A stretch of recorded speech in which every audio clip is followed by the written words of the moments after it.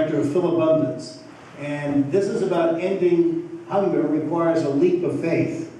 And the truth is this is a man who is a CEO of a major charitable organization in the Philadelphia region. It isn't just Philadelphia, it's the region that goes many miles in many directions into 3 states, New Jersey, Pennsylvania, and Delaware.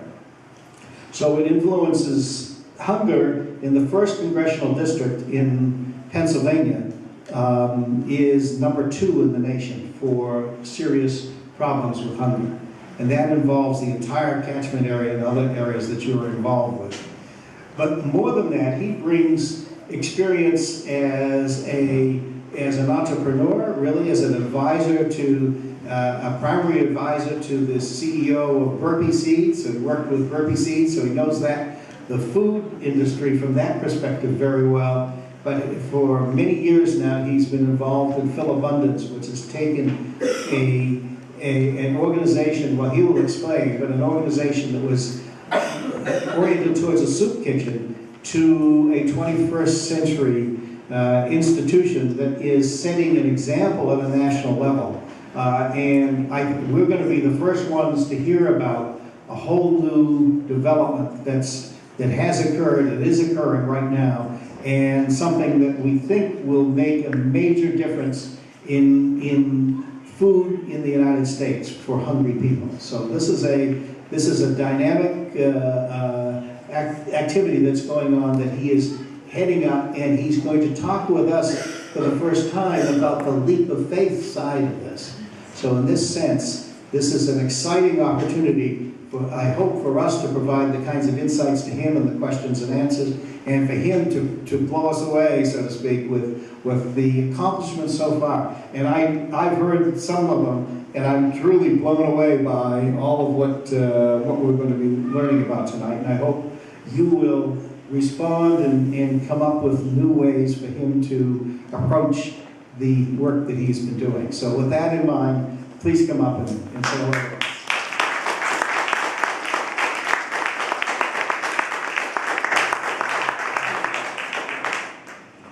Thank you. Is that good? Good evening.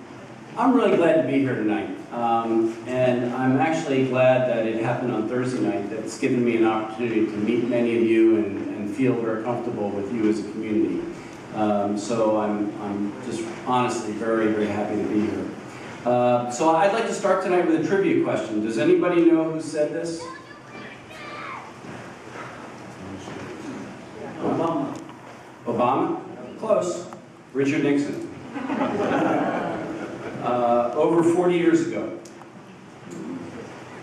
Also, over 40 years ago, his nemesis, Senator Sam Ervin, claimed to be just a small country lawyer, and I feel somewhat humbled to be in your presence. I just consider myself to be a local practitioner, moving pounds around and trying to relieve suffering as much as possible within the confines of the area that I work in.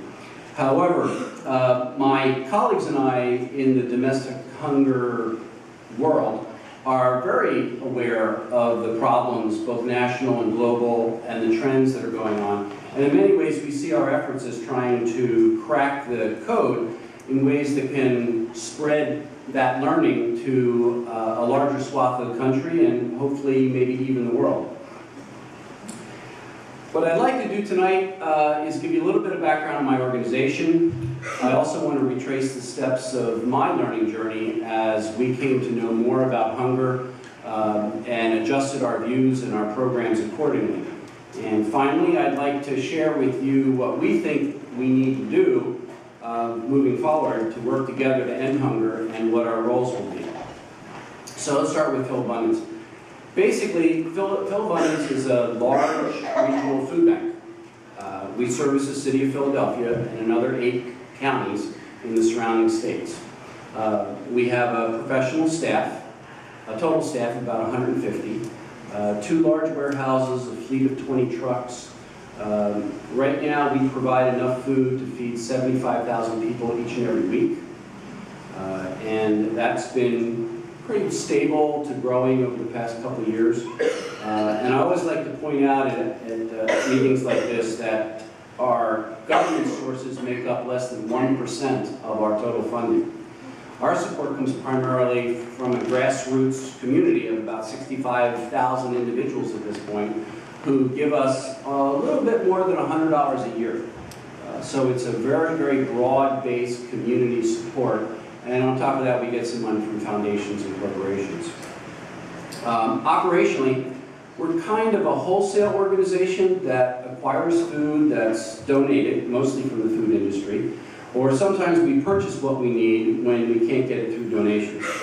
We then distribute it through 500 neighborhood agencies or increasingly through our own programs that we operate.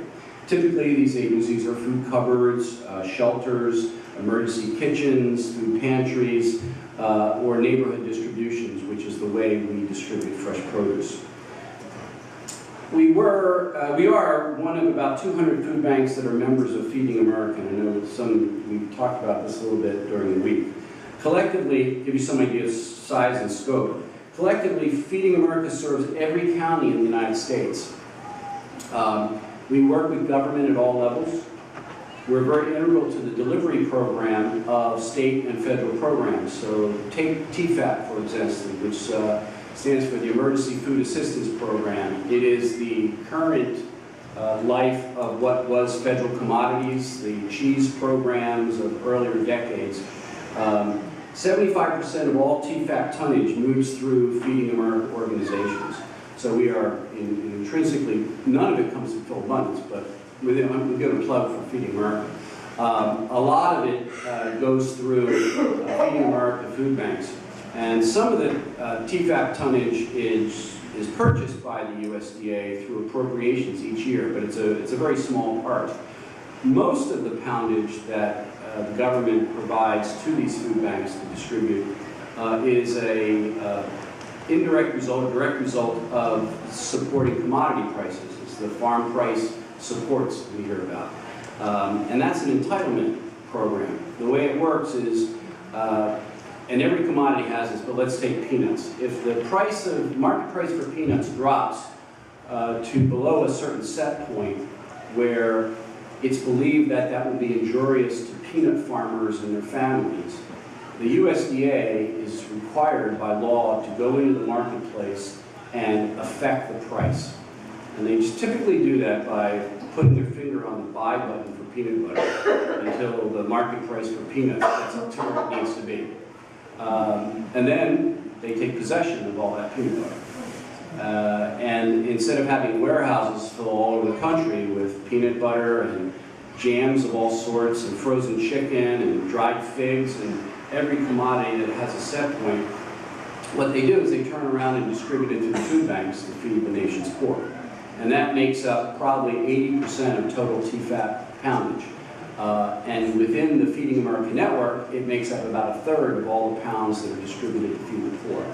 So we are of two minds when it comes to commodity price supports. And a lot of the argument for free trade, they should go away, but if they do away with commodity price supports, we're going to be really hurting as a community for food.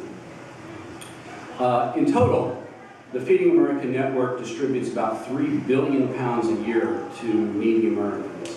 You have some idea, that's 12 million pounds a day, every day, 400 tractor trailer loads a day. It's a lot of food going on. The other night, Ellen stated correctly that most of the food distributed by food banks is processed, being canned or at least shelf stable. Fill abundance is a little unusual in that regard. 65% of all the food we distribute is fresh fruit, vegetables, fresh meat, or dairy products. We're able to do this for a lot of reasons, but a big one is that we're lucky enough to be based in Philadelphia, which happens to be the largest port of entry for imported fruit in the country. Something like 45% of all the fruit imported in the United States comes up the Delaware River. And then from there, it's shipped as far north as Quebec, over to Chicago, and down to Florida. And we weaseled our way into that industry enough that we can strip off some of it, and it's what we use to distribute most of this product. We got very good at handling fast-moving refrigerated products, So as we had availabilities of meat, dairy, farm produce, it didn't create the difficulties for us that it did for many other food banks. Because, in fact, of the two warehouses we have, one is a traditional food bank warehouse, the other is totally devoted to perishable foods. So we have typically more perishable food capacity than the average food bank in the United States. We've been doing this work since 1982, about the time the first food banks were founded. And I have a video here, if I can figure out how to do, where I can get it to show you a little bit about us. And I've timed this so it doesn't take up all my time.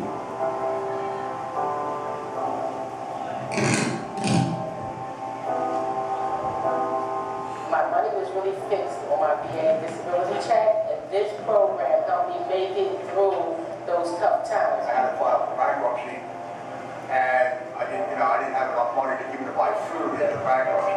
I'm retiring now, so this really helps because in the supermarket, everything is like sky high. This helps me. Without it, I wouldn't make it through month. It's free food, it's good food, and it's for everybody.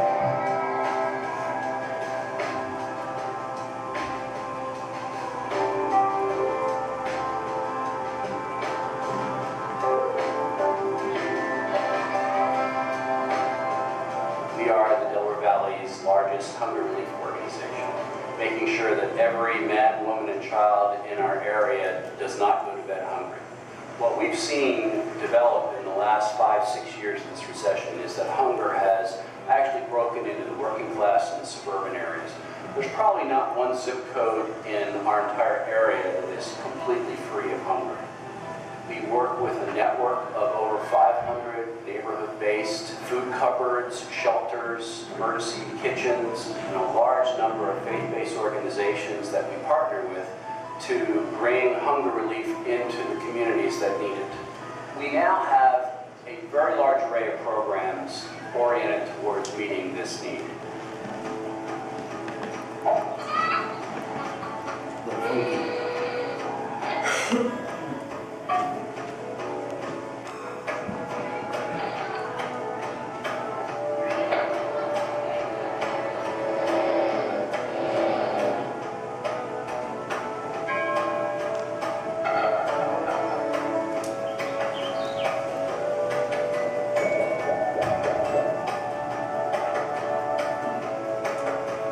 We have anywhere from 30 to 100 volunteers in our warehouse daily. Church organizations, schools, youth groups, corporate companies. Today in our meatpacking room, we have some individuals who are boxing up all of our most recent donations.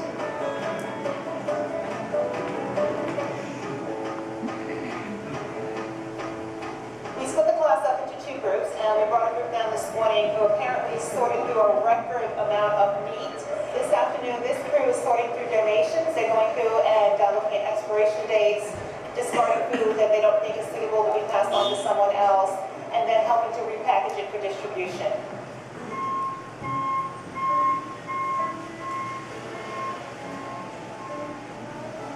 I got involved in volunteering because our company had downsized. And so I wanted to find something to do with my time, so I found out about Full Abundance and started volunteering, and the rest, as they say, is history. We set up the tables, the food comes off the truck, and we load the food on the tables, and the people are waiting patiently in line, and then we send them through to the line. It's set up like a farmer's market, as to not take away from the independence of people. They're able to pick their own product. We just tell them how much of each product they're able to pick. I've been doing this for close to 2 years now. I've been unemployed, I think more than I've been employed for the last 2 years. This really saves me a good chunk. I've got a little more money for gas, so I can go out and I can do more job money.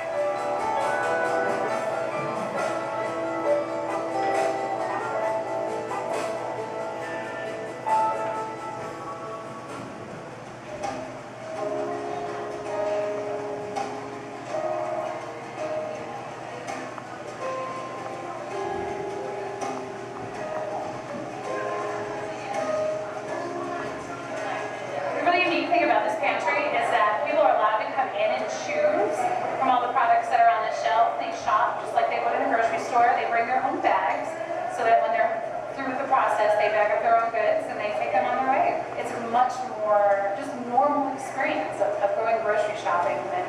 feeling like you're just getting a handout?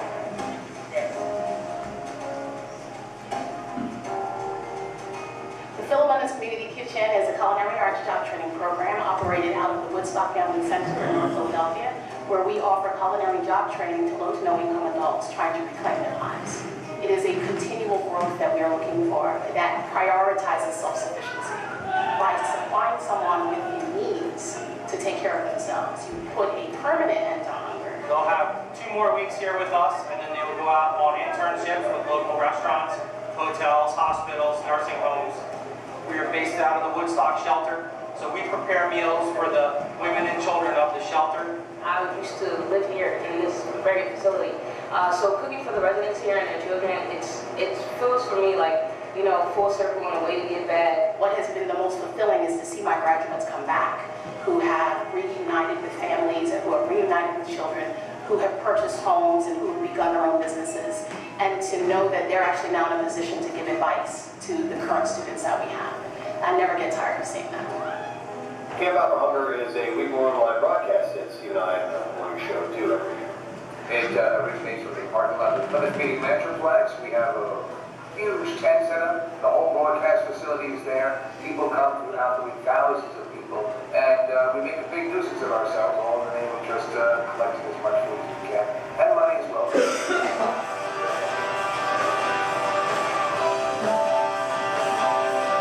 Everybody comes out and contributes, and it's really cool to see that sense of community. It's the synergy created by the Camp Out for Hunger and Phil Abundance that inspires people to come out and participate as well. One never ever knows what's going to happen to you. All of a sudden, I got very, very sick. I have this incredible volunteer from the kitchen pantry, and she comes every 2 weeks, and she helps by bringing all kinds of foods.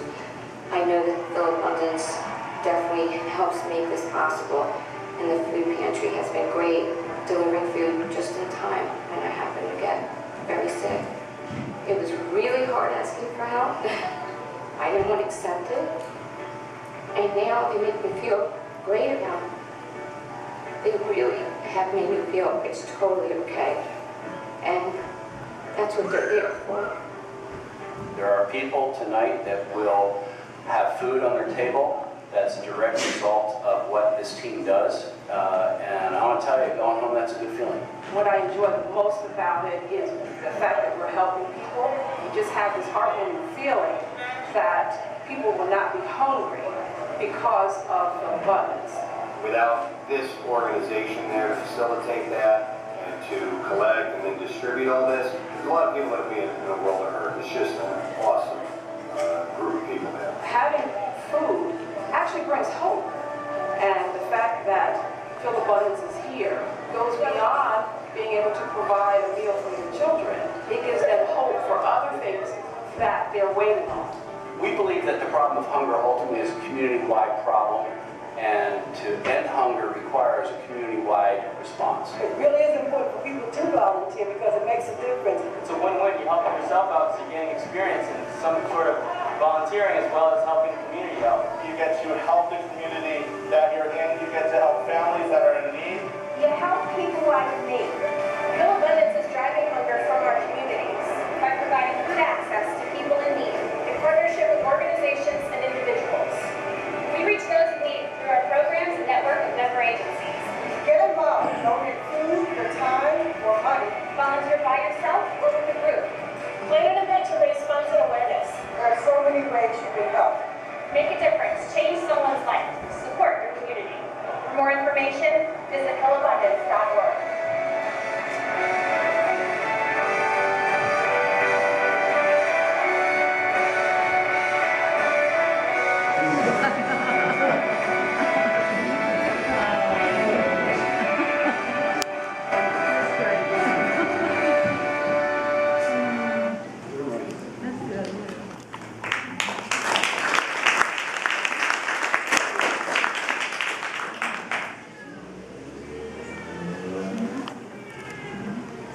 So, I've had the honor and privilege of leading this organization for 11 and a half years, and I only wish that when I started my business career I was aware of something like this before. It's been a tremendous, wonderful, and fulfilling experience. In about 11 and a half years, I've had plenty of time to do, all right, thank you. In that 11 and a half years, I've had time to do a lot of thinking about the subject of hunger. Tonight, I hope to share some of that thinking with you, but I have to give a caveat. A lot of my conclusions are practical, based on my own observations and constructed from gleanings from a wide variety of different fields, very few of which I have any credibility in, meaning these results are not yet validated by rigorous studies and peer-reviewed journals, so take it all with a grain of salt. Let me start with this. The Harvard Business School has a very valuable concept they teach called question zero. It's called question zero because it's the question you need to answer before you can even ask any other questions. Question zero is deceptively simple. It asks, what exactly are you trying to accomplish? For the practitioner, it's kind of like the universal starting point. For most of the last decade, I've been trying to answer that question. As we painfully learned this week, ending hunger is not a single or a simple challenge. On the surface, however, solving hunger shouldn't be that hard. First of all, everyone is in agreement about the one main thing. Hunger is bad. And that's no small thing. It's a nonpartisan issue. It's universally condemned. As we've seen, that's true here at the UN, around the world. Every faith on the planet agrees and admonishes its followers in some way or other to feed the hungry. There is no pro-hunger lobby. And corporations, often vilified, are actually filled with decision-making individuals that worship God in their own way, donate to food banks, and come down on a lot of these volunteers who are corporate players. But I assure you, getting a man to the moon and back is relatively easy compared to ending hunger.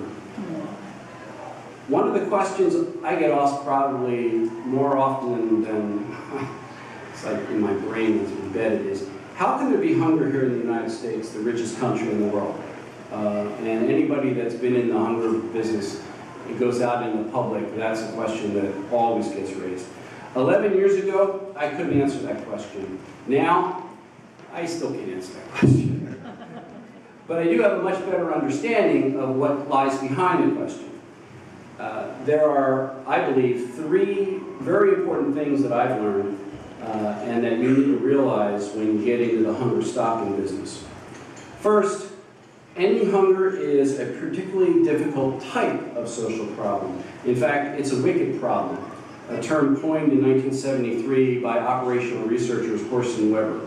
They contrasted wicked problems to tame problems like getting a man on the moon and back. It has had a profound effect on how I personally look at the problem of hunger. And this week at the conference, we've listened to a lot of great data, findings, recommendations, and clearly the problem is complicated. But frankly, it didn't sound to me like there was a full realization that we're facing an entirely different class of problem. So I went back and expanded this section of my talk to share this with you a little bit more. Horst and Weber established a set of characteristics typical of wicked problems. Let me take you through some of these and see if it describes the nature of the hunger problem. The exact problem in a wicked problem situation is difficult to define. And that's because the problem is an evolving set of interlocking issues and constraints. The problems don't stand still. They're practically organic. Solutions are socially constructed. There are many interested parties in these areas with something at stake in how the problem is resolved. This makes the process of problem solving fundamentally a social one. Getting the best answer is often not as important as having all the stakeholders accept whatever solution emerges. There are no stopping rules. You can't really define when the problem has been ultimately solved once and for all. When you get to the moon, you know you're on the moon. You either get there or you don't. When you get back, you either got back safely or not. That's a stopping rule. You know you've accomplished your goal. In ending hunger, that goal is an ambiguous endpoint. Solutions are never 100% right or wrong. The constraints on the solutions, such as limited resources, political ramifications, they change over time. Fundamentally, these constraints change because we live in a rapidly changing world. Operationally, they change because many are generated by the stakeholders. These stakeholders come and go, they change their minds, they fail to communicate, they discover new elements along the way, or otherwise evolve the rules by which a problem has to be solved and the standards for success are established. It's a moving target. Each problem is unique and novel.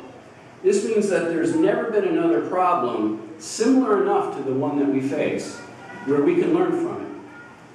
History and comparisons, metaphors are not of much use if the problem you're dealing with is unique and novel. Each solution set is a one-off.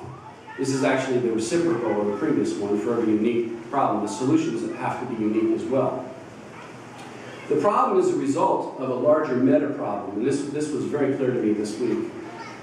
This is the cause of a lot of chicken and egg type confusion around problems like this. It's the very nature of a wicked problem to emerge from another wicked problem, and too often produces another wicked problem as a byproduct. So in our case, poverty is one upstream problem that generates hunger. And downstream, obesity is a problem that falls out of the hunger situation. Each one in its turn is a difficult, very complex problem, but it's embedded in the causalities of the previous one. Efforts are stopped by resource exhaustion. I know this is a pretty pessimistic view, but since there is no definitive problem, there is really no definitive solution in a wicked problem. Basically, the problem-solving process ends when you run out of time, money, energy, or some other resource, not when some perfect solution emerges. The literature on these problems is rich, and the engineer in me, I'm crazy. I've been careening through that literature, searching for all the available strategies that are effective in dealing with this class of problem. Unfortunately, the literature on available strategies is not so rich. So we're still pretty much making up as we go along. But I did glean a couple of valuable insights. Since the problems are very complex and social, individual effort is not as effective as collaboration. The more the better, between individuals, groups, and sectors such as government, private sector, the church, NGOs, the more collaboration, the better. And given that the constraints and the conditions are dynamic and constantly changing, looking for fixed solutions is not as effective as trying not to solve the problem, but to make simultaneous improvement efforts along multiple fronts. We like to say you can't nail Jell-O to a wall, but you can contain it in a bowl. And the problem of hunger is like Jell-O, so you need to surround it and deal with a lot of issues simultaneously. The second important understanding is that hunger is related to poverty, but hunger is very different from poverty. You see, poverty is relative. No matter how affluent our country gets, 10 to 15% of our population will always be poor. If we were all billionaires, the millionaires outside would be considered poor. And yet, Americans, a poor American in some cases is very wealthy by, say, Somali standards. But hunger is a biological accident. It's basically a matter of caloric intake. Now, as we've heard this week, there are nuances of micronutrients, diet diversity, cultural acceptance, etc. But basically, a diet that provides what is needed for a poor child in North Philadelphia would deliver what is needed for a poor child in Somalia. The third understanding is that hunger takes on many forms, has its own root causes and prescriptions for caring. At Philabundance, we've developed this graph, and I know it's a little hard to see. It's a couple caveats for this too. It's not drawn to scale. Many individuals have multiple conditions. They move back and forth between these targets. And this chart is really designed to align our internal design of programs to fit the constraints of particular market needs. So the first category, what it's trying to illustrate is on the left, is the homeless population. This is a relatively small but very difficult community to improve, as most of the people in this community, in excess of 90%, are affected by mental illness or substance abuse. In a sense, poverty doesn't cause homelessness, homelessness causes poverty. And a lot of the people, at least in Philadelphia, have families that care for them, some are very wealthy, but can't give their financial resources to their child at the risk that the child will use it to kill themselves by overdosing or whatever. So it creates a very a tragic situation for a lot of families whose children are addicted and living on the streets, even when those children are adults. Nevertheless, every human being deserves to be fed, so it's part of our program array. The next group is those households suffering from a temporary dislocation. That could be from fire or flood, domestic abuse, illness, unemployment. They need a respectful and compassionate safety net to rely on, but they rarely need additional support services like job training. Sometimes it's true, but not often. Pretty much it's a temporary condition. They're in it for 6 weeks to 50 weeks, and then they move back, they get back on their feet and going. The largest group we see is the community of chronic poverty, the one that's probably the stereotypical group. Membership in this group is almost always economically driven, and food support in many ways is an economic subsidy. There are many in this group that want to have a better life, and food banks are increasingly looking at efforts to shorten the lines as well as speed the lines. However, some, like poor seniors, are unlikely to have their economic situations improve to the point that they'll be out of this community of need. Next is those who suffer lack of access. It's a relatively new area for all food banks to get involved with. Lack of access to healthy food in particular. Whether you can afford to buy your children fresh oranges, or you can't afford to buy your children fresh oranges, or you can afford to buy your children fresh oranges, but nowhere around your area, your neighborhood, can you find oranges to buy, the end result is the same. Your children are not eating fresh oranges, and they're subject to all the health conditions that result from having less than ideal diets. And then finally, Sandy's talk on obesity the other night highlighted a problem that we're increasingly dealing with. It exists in almost every population of need, but often stands alone in families that otherwise would not seem needy. And that's the problem of food choice, obesity, nutritional decay. That's a problem that is becoming more and more a classic American problem, and the hunger community is slowly merging, it seems, with the health community to work on these problems simultaneously. So yeah, I had a number of great talks with Sandy, and they're very typical of the kinds of conversations between the health community and the hunger community all throughout the country. So summarizing the three key understandings: solving hunger is a wicked problem. It has its own ramifications. Hunger is not as unsolvable as poverty. That's good news. And hunger is a multi-situational phenomenon. These are important understandings for our work, but actually they've only been recognized fairly recently. When I started in food banking in 2001, the practice of fighting hunger had not changed much for a very long time. Lines in front of soup kitchens were common during the Depression. In fact, they're still very common today. That situation hasn't changed very much. Gleaning is as old as the Bible, even figures prominently in the Bible as in the story of Rachel. We still actively glean today. It's a very big part. Probably 30% of our food comes from gleaning. In fact, regularly collecting the unsellable food at grocery stores is often referred to as urban gleaning. So it's just kind of the traditional gleaning in a new form. We're going where the food is. In the old days, food was at the farm. In the new days, the food is at the grocery store. So we glean there. Back in the 1980s, when food banks were being set up all over the country, the food bank model was based on three fundamental assumptive beliefs. Some of these have deteriorated over time. The first was that the American food and agriculture industry wastes so much food that if we could grab it before it was thrown out and get it to those neighborhood agencies, we could possibly feed all those who were hungry. This was echoed in last night's presentation by Steve. In fact, Philabundance was founded on a rallying cry that good food shouldn't go to waste while good people go hungry. And that was on our letterheads and our jackets, and it was a huge rallying cry. But it was only one of the assumptions. The second was that food banks didn't have to worry about the last stage of distribution. There were thousands of faith-based organizations who would see to it that the food got to the people that needed it. It allowed the food banks to focus on the wholesaling and warehousing part and look upstream to the sources of food. And finally, in the 80s at least, when we were all getting started, the number of people needing food was actually shrinking day by day.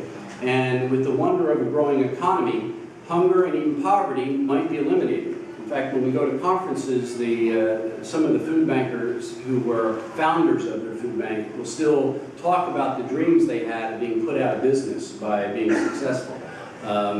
They're not going to be retiring very soon. So given this framing of the situation, food banks adopted a logistics doctrine. The way to end hunger is to put food in front of hungry people. Now I want to take a sidebar here and just talk about the term doctrine. I believe the doctrine in the religious sense refers to the codification of beliefs and a body of teachings. In military use, doctrine refers to a set of established procedures for executing a complex operation. And in logistics operations like ours, we tend to use the metaphors of the military. It's very similar. For example, there are separate doctrines in the military for nuclear war and containment. There's another set of doctrines for peacekeeping operations. There's another one for asymmetric conflicts, like Al-Qaeda. And COIN, or counterinsurgency, has another one. And David Petraeus is the author of the current manual on counterinsurgency doctrine. I have a copy on my desk. I've actually learned a lot from it, but I want to tell you, it makes for a very interesting conversation starter. So, when I use doctrine, I use it in that military sense. When Philip hired me 11 years ago, they were actually looking for someone with knowledge and experience in the food industry. They were looking for someone who helped them win the logistics war. And Philip and all food banks have gotten very, very good at logistics. It's a key part of what we do. We do it very well, even in disasters like Katrina, where you have the Red Cross providing, distributing food, or the Salvation Army providing shelter. It's Feeding America's food banks organized who are providing the supply chain support. We're the ones that are picking up food from FEMA warehouses and driving it to wherever it's needed. Because we are the logistics handlers. We work with all the VOAD or response agencies. We're considered in government policy as the second responders. Sometimes it gets us a little pissed because Red Cross is out there getting all the credit and all the food they're giving out is food we got. But we won't go there. Logistics is very simply about getting a defined number of things right as possible. The right food, in the right quantity, to the right people, at the right price, in the right time, and at the right place. And the operational planning around logistics is basically it's a very simple process at root. It involves establishing idealized target for what kinds of food you want, or what's the quantity you want, setting targets for each of these, and then assessing your current performance and working to close the gaps between the actual and the target. Shampoo, rinse, repeat. Do that over and over again, and your situation evolves and slowly gets better. But here, when we started, really pulling this apart, is where the weaknesses and the cracks in the food bank model started to appear. There were problems, especially with time and place. Those neighborhood-based organizations that we were relying on was not as good as we had originally thought. First off, they were only open once in a while, and today they're still only open once in a while, usually midday on a work day. And more the people needing help are working. They're working poor. So having available food cupboard in your neighborhood that's open Tuesday between 2 and 3 isn't helping you very much if you're working that time. The percentage of my food banks in Philadelphia that have weekend hours is actually less than 0.5%. The number that have evening hours is less than 1%. So if you are a working family, You better have a spouse or a significant other that can stand in line at the food cupboard, or you can't get there. And it turns out that when we got smart enough to use geographic information systems to actually map out where the need actually was compared to where in the neighborhoods, compared to where the churches and the outlets were, we found plenty of neighborhoods that either didn't have churches that were willing or churches that were able to have food cupboards. It's created a problem. We call these things charitable food deserts. And it was kind of like we had trucks. We're like airplanes that left off at our airport and had no place to land. And if we can't land, there's no way we can provide the food to the people that needed it. So there were these big open holes in the safety net. Well, we're good logisticians. We built a solution for this. As you saw in the video, we opened and started to run our own distribution centers. This is a Fresh for All, like the one in the movie, with all the fruit and vegetables. We have 13 of these currently. At the time we started operating our own, we had a surplus of produce, so much that we were shipping produce every day to New York, Pittsburgh, Chicago, Harrisburg. We just had more of it than we could consume in Philadelphia. So the natural thing for us was to open up these food market type distributions where we could target the communities that were most in need and get fresh fruit and vegetables, as well as some frozen meat, and there's a couple of other things that go along with that, bread, to those communities. And as you can see from this photo, they're very well attended. A typical day will support between 250 and 300 families.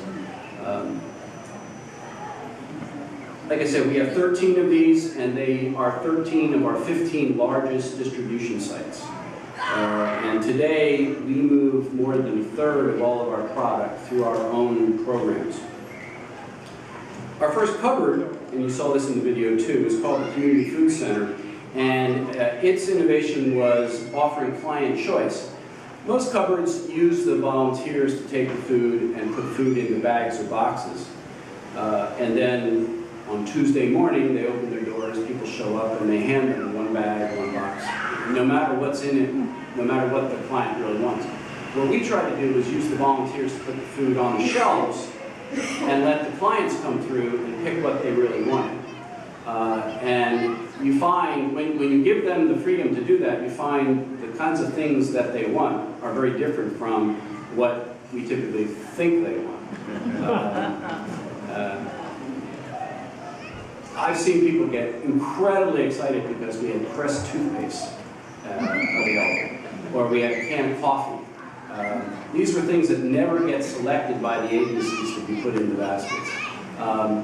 Sardines are the #1 request we get in this community, which happens to have a fairly highly Hispanic population. So you never really know. So we get really good information by the fact of having a choice cupboard.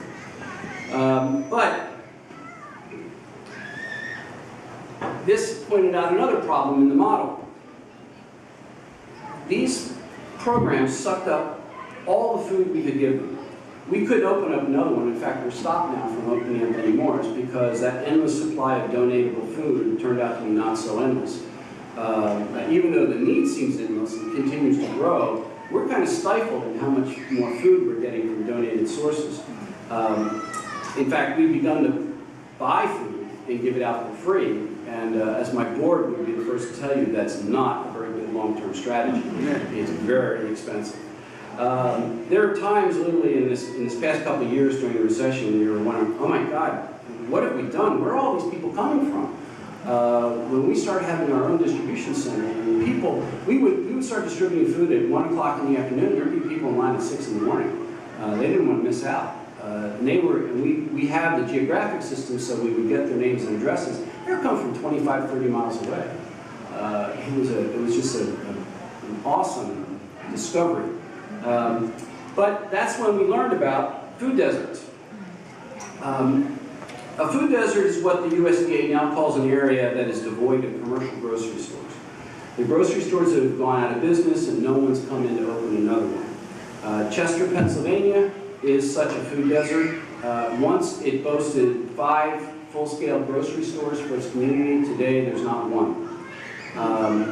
The old-style food cupboard in the church basement was never really expected to serve more than 2 or 3% of the population. It was an emergency food access facility. It wasn't meant to be a replacement for commercial food distribution.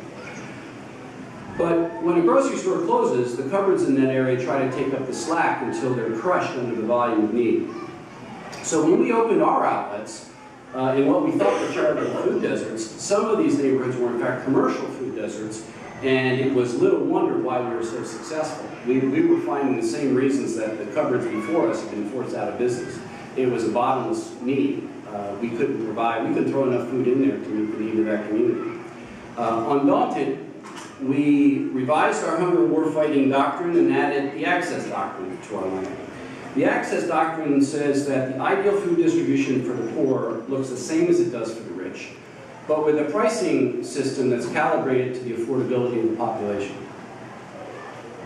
Working with Penn and Widener, we did a study to find out how and where the families in Chester were actually getting the food. And as you can see, the outline of the city of Chester, these were stores that were in neighboring areas that the people in Chester were going great distances.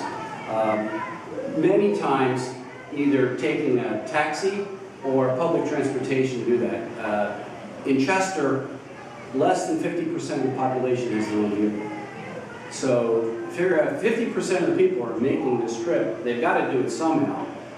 It's a very expensive and inconvenient. If you're taking buses, I want to tell you, you don't usually bring a lot of fresh frozen product back home with you. You don't eat as well because you've got to get it all the way back without going bad. Yeah? What's the scale of that? It's a good question. I don't know the scale of the map. I would say that I know that our location is in the lower west end, just about where this line breaks. It's right about here. And the distance to that Walmart is about 6 miles. Yeah. You say in that Safeway picture you had before, yeah, they closed because they couldn't keep it stocked? Yes, they close. There's a lot of reasons that stores in the inner city close. It's a very complicated economic model.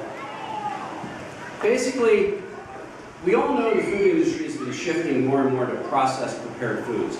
The margins are better. You make a lot more money if you make applesauce with raisins and brown sugar than if you just sell apples. Affluent families would love to buy applesauce with raisins and brown sugar. People in the inner city would rather buy the sugar and the apples and make their own. The margins aren't as good, so $100 million of sales in the suburbs generates for the retailer a much greater gross margin than $100 million of sales in the inner city, because the margins on the individual products are not as great. Operating costs are higher. So if you're a Giant or a Walmart, ShopRite, whatever, and you have capital, and you're looking to grow your business and look for a new location, you will look for a location that is close to the ones that you already have that are successful. You find out what's the most successful ones you have. I would want another one of those. That's not going to send you into the inner city. So when all buildings wear out. The building we bought, it's 30 years old. We spent a lot of money to fix it up. A store will only reinvest or refit a store if they think it's worthwhile investing that capital in it. So what they typically do is they just abandon that store, they put it up for real estate, and nobody comes in. So as that store wears out, it's not replaced. And that's what causes the shift. The corporation that runs the store is making very smart economic decisions. They're just not making social value decisions. So, last year we bought that building that housed the very last operating grocery store in Chester. It had closed 10 years ago and it's been vacant ever since. Later in September, actually the 28th of September, we'll have a ribbon cutting. We'll be opening the Chester Fair and Square, and it'll be the first non-profit grocery store in the country. Other nonprofits have sold food. They've purchased and resold food, but nothing on the scale that we'll be operating. And this is a regular grocery store. It will not only sell produce, fresh seafood, dairy, fresh meats, we have an in-store butcher, frozen foods, and even a deli, service deli. So it will have everything that you would see. The goal is that when our customer clients walk in the door, they don't realize they're in a nonprofit grocery store. They just think they're in a grocery store. We want them to feel normal. We want them to shop as they would normally shop. How do you certify your clients? Well, we'll get to that. It's good, very good question. It's coming up. So is this stuff free or is it paid? I'll explain as I go. All the capital to build this has come from government and charitable sources. Our goal is to launch a new way of addressing hunger that will provide access to food that can be significant and sustainable with an absolute minimum of ongoing charitable donations, and scalable to similar neighborhoods and other needy neighborhoods across the country. The rationale goes like this. If I give your family a $2 can of food for free, I'm giving you, in essence, a $2 economic subsidy in the form of food. But when I run out of donated food, I don't have anything for you. I can't help you. I got nothing.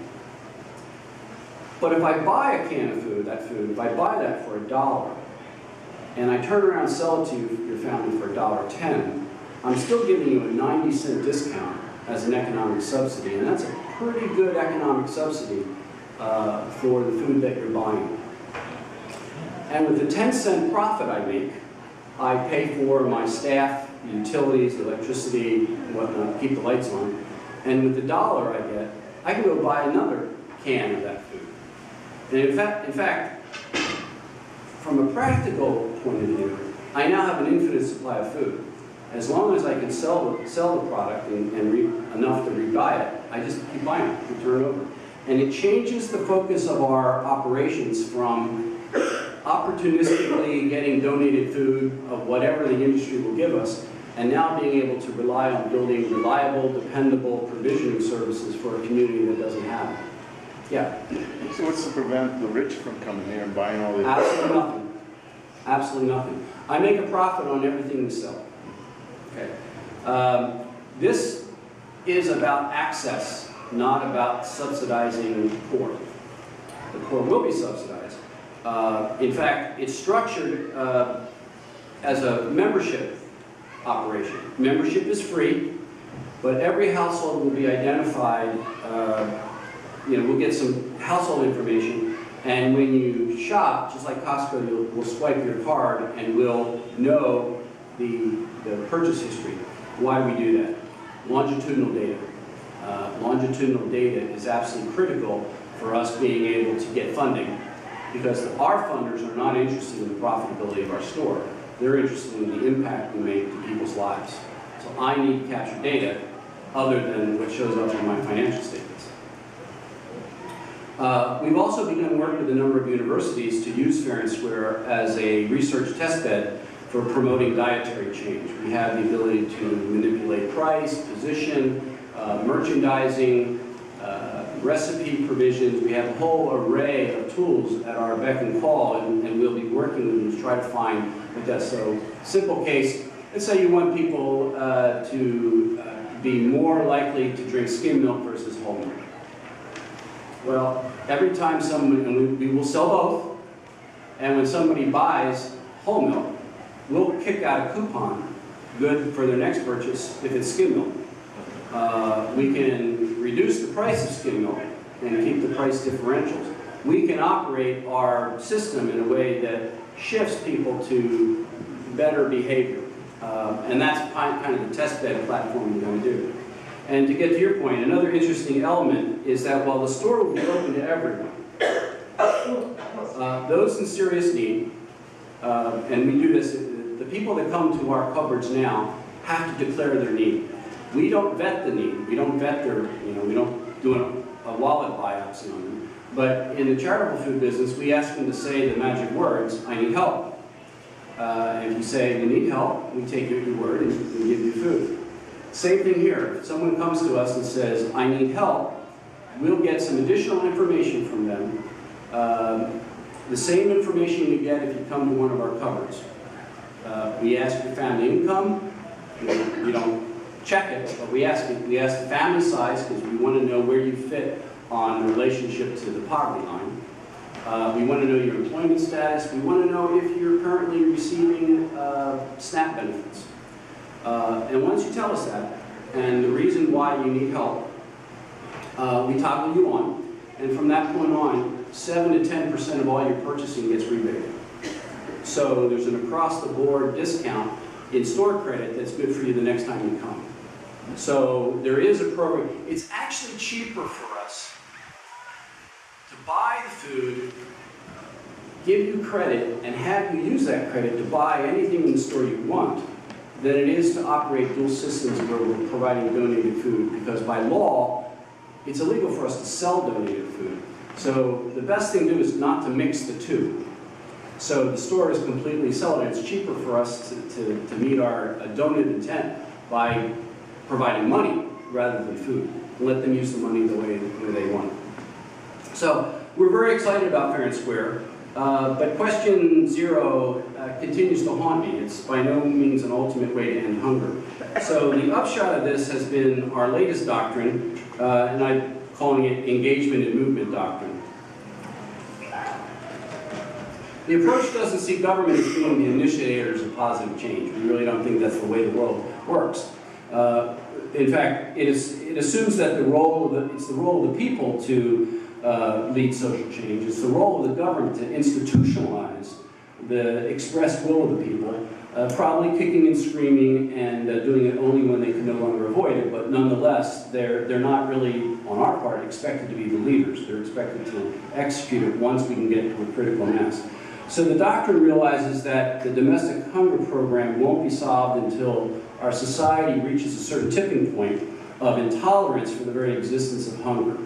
And now, I've heard a lot of folks claim that it can't be done, especially in the current political climate, and I simply reject that view. I think Margaret Mead said it best, never doubt that a small group of thoughtful, committed citizens can change the world.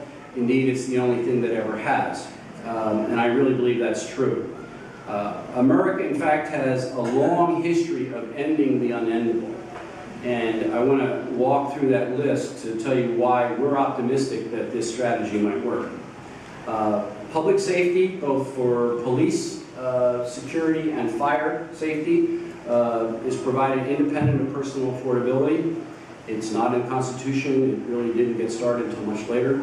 Public education. Universal publication is now available independent of individual households' affordability.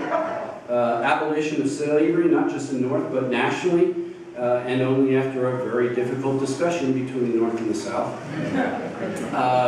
Universal women's suffrage, abolition of child labor, public legal defense that you're entitled to independent of your availability, was only gotten in the last half of the 20th century in Gideon versus Wainwright. And legalization of gay marriage, of course, is ongoing, and the public availability of health care through Obamacare or the Federal Health Care Act will be rolling out next year and the year after. All of these were seen in their time by many as simply impossible to ever realize.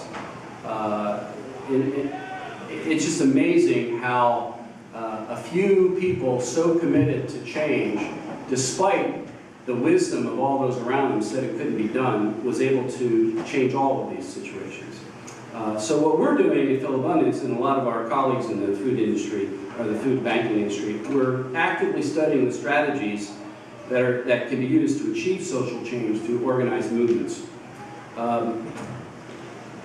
One thing I learned when I was going through this, we know that as of now, same-sex marriage isn't legal in all but the blue states. In the other state, there are some unions, there's some hybrid rights, but only in the blue states is same-sex marriage seen as equivalent to heterosexual marriage. And a lot of people think that, well, that's because it's evolving. But women's suffrage made gradual headway at the state and local level long before the amendment was ratified in April of 1920.